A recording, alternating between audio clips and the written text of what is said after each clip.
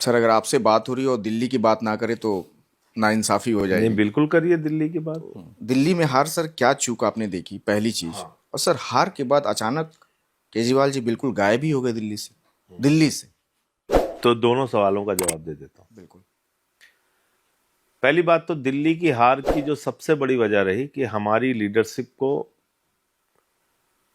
चुनाव के 2 साल पहले से या लगभग 2.5 साल पहले से इन्होंने टारगेट करना शुरू कर दिया। 25 में चुनाव था और मान के चलिए कि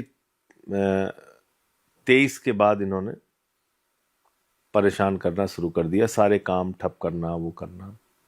उसमें हम लोगों को ऐसा लगता था कि सब कुछ के बावजूद कभी भी ये लोग केजरीवाल जी को नहीं टच करेंगे। चलो हमसे नाराज रहते हैं, हमें उठा के जेल में डाल देंगे।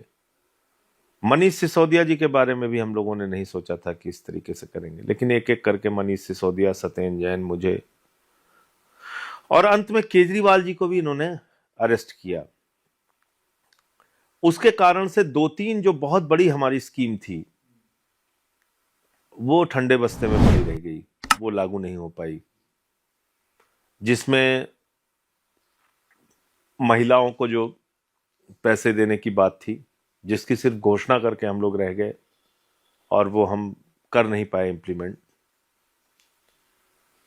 हमारे सीवर सिस्टम को मतलब उस काम को बिल्कुल एक तरीके से एलजी साहब खूंटा गाड़ के बैठ गए कि नहीं होना है।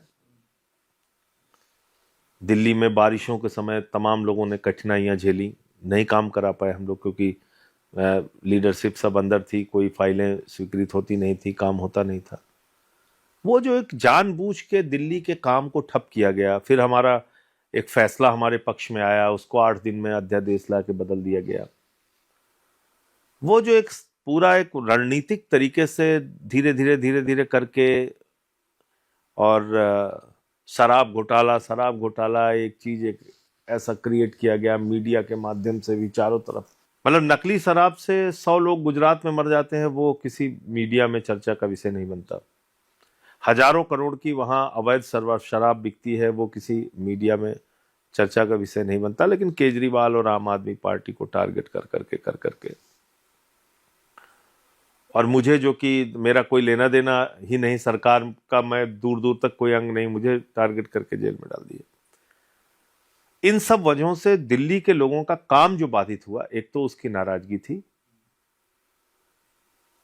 और चुनाव के समय में पहली बार दिल्ली में ऐसा हुआ। 3 चुनाव मैं देख चुका हूं, 13 का, 15 का, 20 का, लेकिन 25 का जो चुनाव हुआ इस बार, ये बिल्कुल अलग लेवल पे हो रहा था। अच्छा।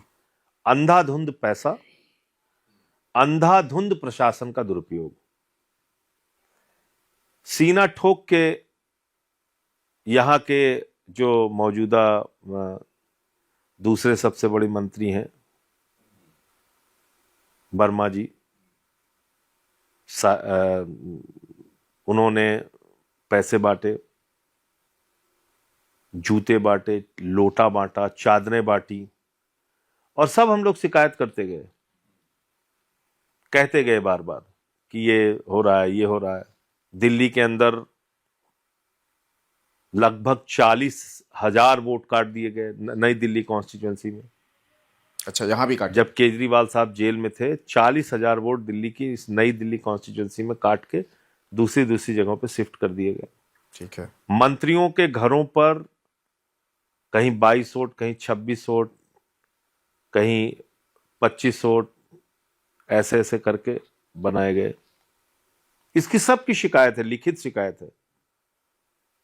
जिस दिन वोटिंग हो रही थी उस दिन इसी नॉर्थ एवेन्यू में जहां आप बैठे हुए हैं, यहां पर हरियाणा की गाड़ियों से नंबर प्लेट लगे हुए थे, हरियाणा की गाड़ियों के, और खुलेआम 2-2 हजार रुपए दे रहे थे और स्याही लगा रहे थे। और मैंने पकड़ा, वीडियो डाला, सब कुछ किया, कोई कार्रवाई नहीं।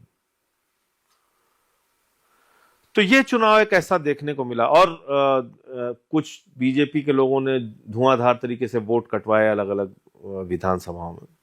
यह चुनाव ऐसा हुआ बाकी 3 चुनावों के बाद चौथा ये चुनाव ऐसा हुआ जिसमें खूब जमकर प्रशासन तंत्र का दुरुपयोग किया गया और उससे पहले हमको काम हमारे बिल्कुल ठप कर दिए गए। ये 2 प्रमुख बड़ी वजह जो रही वो चुनाव हारने की।